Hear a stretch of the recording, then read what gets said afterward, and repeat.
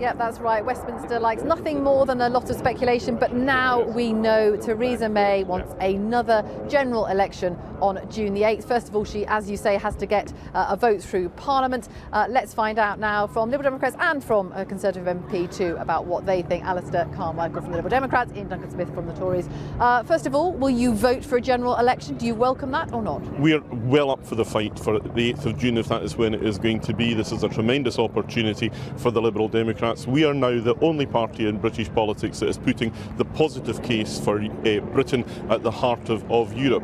This is the opportunity for people who are not happy with Theresa May's hard Brexit, taking us out of the single market, taking us away from the customs union, to make their views known. And the way you can do that on the 8th of May is by lending your vote to the Liberal Democrats. Now, Theresa May has made this sound like it will be a vote about Brexit. She says part of the reason why she's changed her mind about an early election is because parties like yours want to grind parliamentary business down. You want to reverse the will of the British people. Yeah. She has no choice. Well, I think if you are somebody who wants to see Britain remain in the single market, in the currency union, if you reject the idea of a hard Brexit, then you've heard it from Theresa May already that just 9 Liberal Democrat MPs are able to make life sufficiently difficult for her.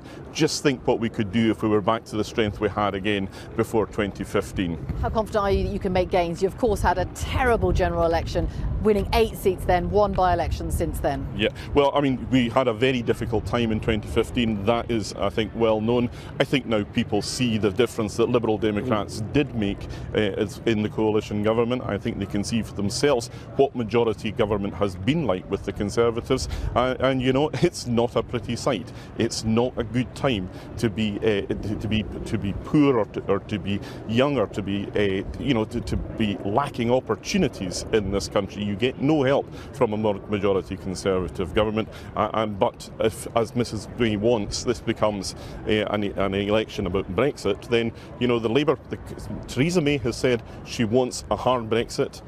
The Labour Party have said they will not stand in the way of that.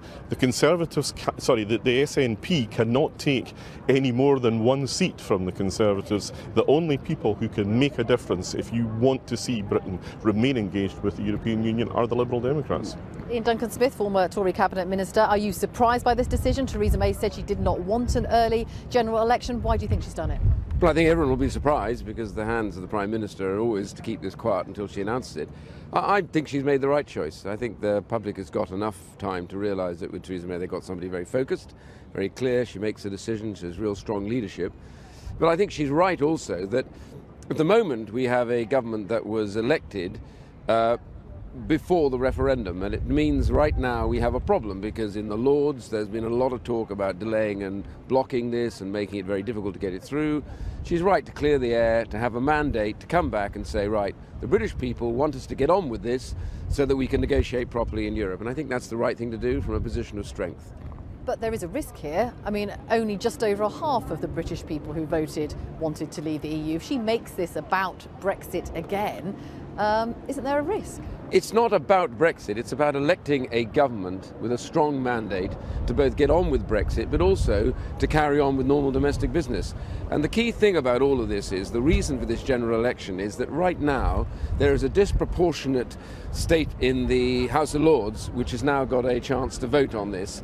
For example, you have 100 members of the House of Lords who are Liberal peers, but only 9 members of the House of Commons. So I think resetting that balance and making it very clear that you have a mandate in the Commons for Theresa May and the government to get on and run this so that we actually have a proper, strong, stable government over the next 5 years, which is both able to do Brexit, but also strong enough to do good domestic legislation. I'll come back to Alastair in a second, but before that, actually, the real reason is that Labour are polling 20 points behind the Tories. Jeremy Corbyn's leadership is in trouble.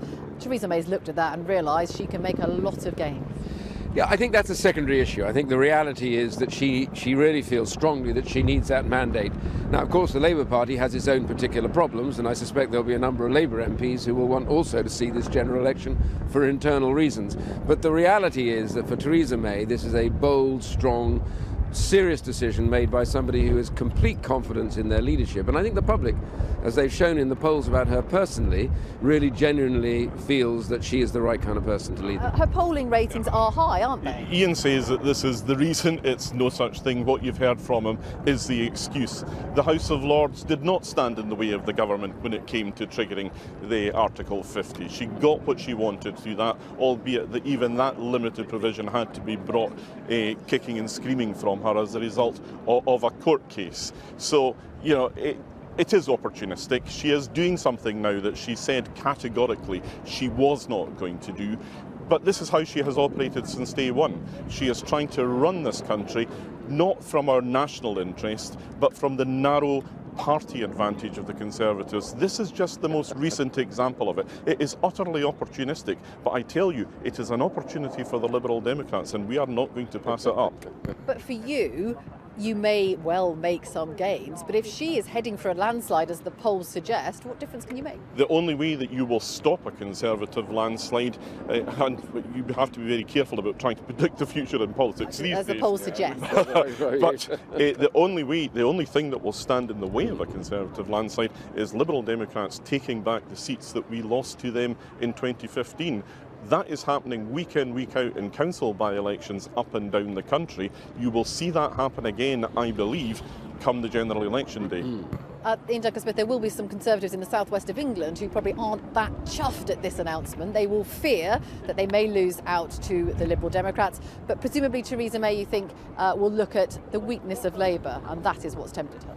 Well, I think most importantly, she herself personally wants a mandate to be the Prime Minister elected by the British people. I think it's quite reasonable for her to want that. The second thing is she believes that it's important, with the most important negotiations we've conducted probably in 40 or 50 years, to have a mandate to do that with strength. And the third area is she also needs, therefore, to have a government that can get all of the domestic legislation through as well. I think if you add all those things together, this becomes a very sensible decision.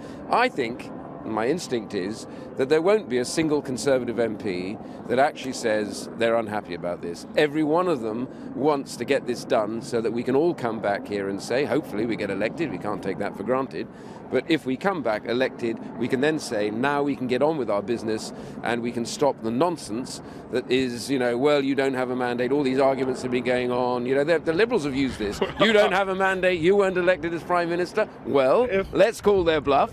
And let's put this on the table and say, now here's the chance for all of you to say, let's go out and fight that election and come back, let the British people decide who they want to lead them and where they want that leader to take them. If this was about Theresa May having to have a mandate of her own, then the time to have the election would have been July last year, maybe in the autumn. But she said at that time categorically she wasn't going to do it. It would have been the wrong time. I think that what you see now is that the temptation of the poll lead has just become too much for her.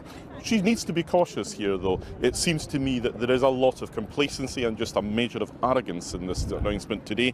They are taking the voters for granted already, and as I've said already, the way that you reject that complacency and that arrogance is by giving your vote to the Liberal Democrats. I don't think that's the case. I don't think she's in any way taking them for granted, and quite the contrary. You don't take an electorate for granted by going back to them and asking them, can you decide who you want to govern and how strong you want that government to be? And that's exactly what she's asking for. Now, Alastair and the Liberal Democrats say what you wish for. Well, you want it. You want the general election.